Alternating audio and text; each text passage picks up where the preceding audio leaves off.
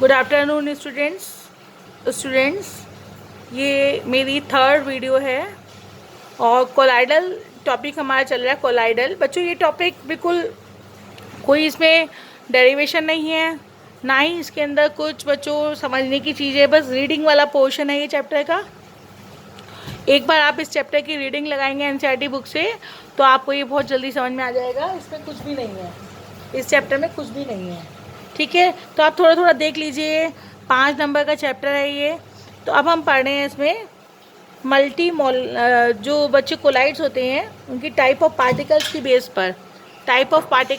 पर, ये 3 तरीके के होते हैं। पार्टिकल्स कैसे होंगे, तो ये 3 तरीके का होता है बच्चों। फर्स्ट होता है multi molecular colloids, nature of the particles, classification करें ऑन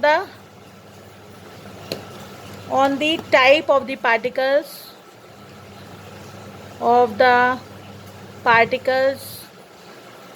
इसमें फर्स्ट होता है बच्चों हमारा मल्टी मॉलिक्यूलर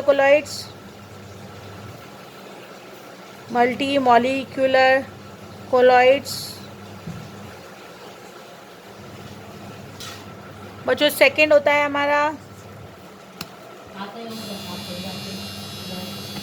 मैक्रोमोलिकुलर कोलॉइड्स। और लास्ट होता है बच्चों थर्ड एसोसिएटेड कोलॉइड्स।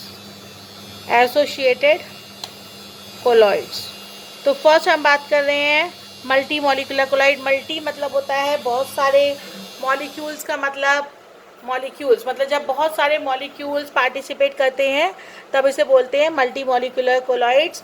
जैसे बच्चों सल्फर इसका बहुत कॉमन एग्जाम्पल है, S8। ये मल्टी मॉलिक्यूलर कोलॉइड है। इसमें एक मॉलिक्यूल के अंदर 8 एटम्स प्रेजेंट रहते हैं। And gold salt which is also multi molecular colloids, क्योंकि गोल्ड के मॉलिक्यूल्स आपस में एसोसिएटेड होके रहते हैं, मतलब आपस में जुड़ के रहते हैं। अलग अलग साइज के पार्टिकल्स होते हैं। इसी तरह से सल्फर हो गया बच्चों। मल्टी मतलब जब बहुत सारे मॉलिक्यूल्स होंगे। सेकेंड होता है मैक्रो मॉलिक्यूलर कोलॉइड्स।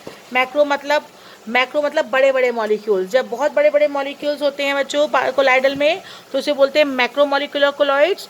और ये कोलॉइड बहुत ज़्यादा स्टेबल होते हैं और ये ट्रू सॉल्यूशन के पार्टिकल से रिसेंबल करते हैं बच्चों। ये रीडिंग करने का टॉपिक है बच्चों, जो कोई खास बात नहीं है। एग्जाम्पल याद कर लेंगे, starch, cellulose, proteins and enzymes, ये सब इसके एग्जाम्पल है। मैक्रो मॉलिक्यूल मतलब बड़े बड़े मॉलिक्यूल। थर्ड आता है एसोसिएटेड कोलाइड्स। ये वो कोलाइड होते हैं जिसमें मॉलिक्यूल आपस में जुड़े रहते हैं, एसोसिएशन होके रहते हैं। और बच्चों इसके लिए जब ये एसोसिएट हो जाते हैं तो इन चीज़ को मिसेल्स बोलते हैं। एसोसिएशन होने के बाद क्या बोलते हैं बच्चों? मिसेल्स। याद कर लो, मिसेल्स बोलते हैं। और the formation of micelles take place, जो मिसाइल्स बनते हैं वो एक पर्टिकुलर टेम्परेचर पर ही होता है। जिस टेम्परेचर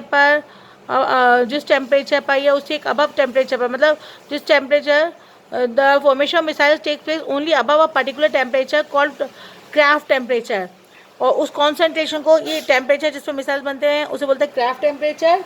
और बच्चों जो एक पर्टिकुलर कॉन्सेंट्रेशन चाहिए होती है उसे बोलते हैं क्रिटिकल मिसाइल्स कॉन्सेंट्रेशन, CMC। ये दोनों चीज़ें आप लर्न कर लेंगे। CMC की फुल फॉर्म पूछी जाती है, लर्निंग का टॉपिक है। एक पर्टिकुलर कॉन्सेंट्रेशन पर ही एसोसिएटेड कोलाइड्स बनते हैं, यानी कि आपस में कोलाइड का एसोसिएशन होता है, उसे बोलते हैं क्रिटिकल मिसाइल्स कॉन्सेंट्रेशन या CMC। अच्छा, इसके बाद बच्चों मिसाइल्स फॉर्मेशन का जो हम मैकेनिज्म है वो देख लेते हैं थोड़ा, कैसे मिसाइल्स फॉर्मेशन होता है। उसके लिए हम सोप की क्लींजिंग एक्शन ऑफ सोप पढ़ेंगे। क्लींजिंग एक्शन ऑफ सोप देखो कैसे होता है, ये बहुत इंपॉर्टेंट टॉपिक है।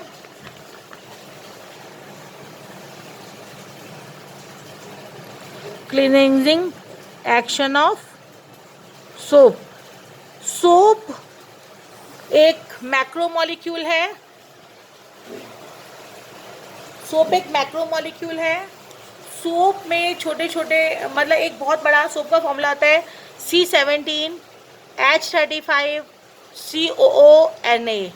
तो एक 2 पार्ट होते हैं बच्चों सोप के। इस तरह से हम एक हाइड्रोकार्बन चेन होती है और उसके आगे इसका एक ये हेड होता है। हाइड्रोकार्बन चेन हो गई C17H35 COO और ये होता है आपका Na+ और ये माइनस, तो इसको बोलते हैं सोप। बच्चों सोप में ये जो बड़ा वाला ऐसे C1 2 3 4 5 6 7 8 9, 10, 11, 12, 13, 14, 15, 16, 17, यानी कि 17 कार्बन एटम्स आपस में जुड़े रहते हैं और ये लॉन्ग चेन बना लेते हैं।